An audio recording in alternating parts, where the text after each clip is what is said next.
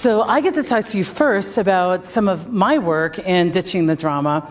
Now, I never intended to be talking to people about leadership, and I get that some of you are thinking, I don't have the title leadership, but if you got a badge on that is of this place, you bingo, leader. That's all it takes, right? You're anointed.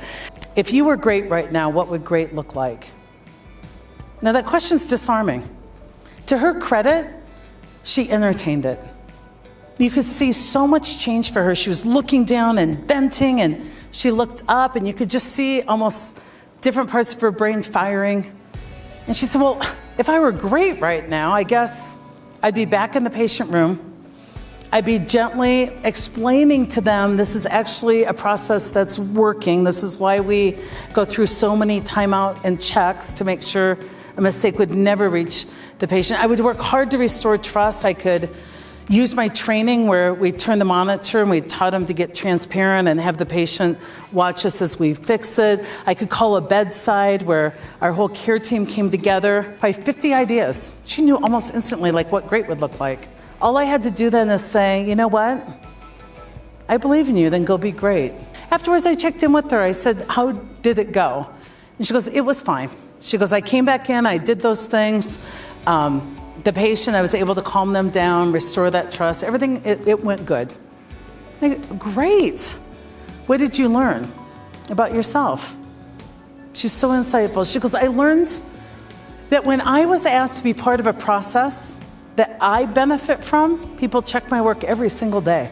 That's how we run. That when I was asked to play that role and I was expected to just help another, I didn't play that well. I thought, wow, now that you know better, you can be better. That's the ultimate freedom, right? One of the reasons you might not think of it that this question works is, given our training and given our experience, I would say everyone, but I might have to say almost everyone, knows what great looks like. If you got coffee at Starbucks, you can tell me this morning whether that was a great experience or not. We all are capable of knowing what great looks like. We really are. Problem is we use this information for evil, not good. I know what great looks like is what their department's not doing. I know what great looks like is what HR is not doing. I know what great looks like is what the magnet director's not doing.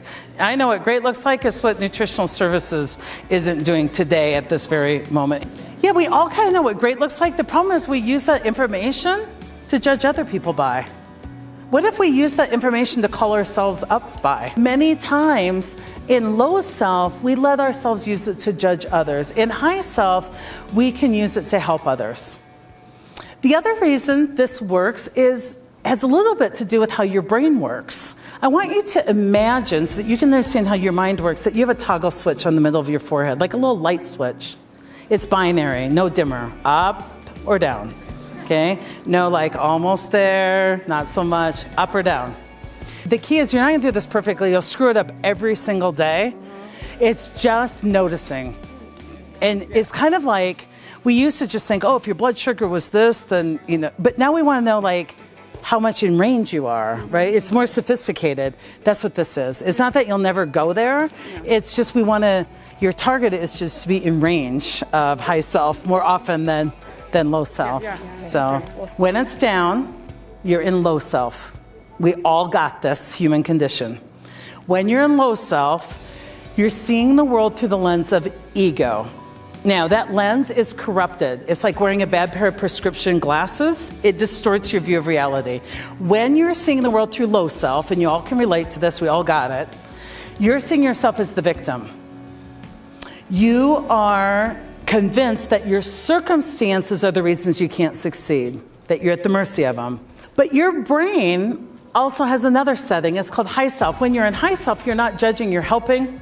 Instead of in low self, you see, I can't fix everything, so I can't fix anything. I can't fix admissions, I can't fix Epic, I can't fix all of this, so why even try, toggle down? When you're in high self, you can see lots of places you can have impact. You see lots of opportunity. You are helping, not judging. You're looking for a place to plug and play, and all of us have a natural craving to have impact. All of us want to have impact. When we're in low self, we don't see any place to plug and have impact, so we tend to just disengage. Great leaders, even if they don't have the leader title, when you're sitting at the table, they don't manage people. That's why you guys are all powerful. You manage energy. And the best energy management you can do is managing energy away from why we can't and why we shouldn't have to how we could. So many people come to me and they go, "So I need my team to be innovative and collaborative and accountable and engaged." And I go, "I got some good news for you. They already are." That's their natural state once the drama's gone. When they're in high self, they are really, even if you have to train them a little bit, they're eager learners, they're curious. And so my hope for you is that you work on just removing all that which isn't great. You work on toggle switching people up into their high self, because there they have everything that they need. And my call to you is to get yourself toggle switched up and to work hard to keep your people in the best part of their brain. Just finishing up an incredible day in Denver.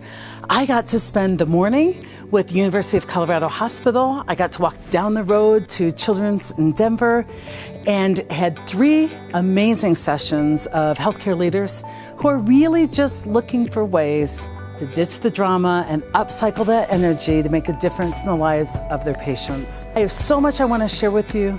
It's common sense, it's counterintuitive, but it works. Make sure that you are following me on all the social media channels at Cy Wakeman. Subscribe to my YouTube channel. That's where all the great video stuff is.